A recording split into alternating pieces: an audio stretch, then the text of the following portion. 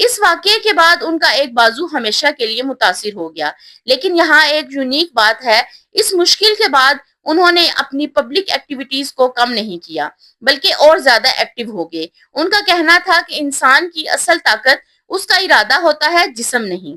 1981 میں وہ ایران کے پریزیڈنٹ بنے۔ اس وقت ملک نئے نظام کے دور سے گزر رہا تھا۔ انہوں نے 8 سال تک یہ ذمہ داری نبھائی۔ 1989 میں روح اللہ خامنائی کے انتقال کے بعد ان کو سپریم لیڈر چنا گیا۔ یہ فیصلہ آسان نہیں تھا۔ بہت سے لوگ حیران تھے کہ کیا وہ اتنی بڑی ذمہ داری سنبھال پائیں گے، لیکن وقت نے دکھایا کہ انہوں نے آہستہ آہستہ اپنا اثر اور کنٹرول مضبوط کیا۔ وہ روزانہ ریڈنگ کے لیے وقت نکالتے، ان کو کتابیں گفٹ کرنا پسند تھی۔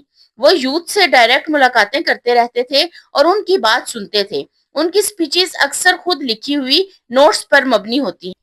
کہا جاتا ہے کہ ان کی روٹین ڈسپلن تھی، صبح جلدی اٹھتے تھے، اسٹڈی کرتے تھے اور پھر میٹنگز۔ ان کا لیڈرشپ سٹائل بہت میئرڈ اور کام مانا جاتا تھا۔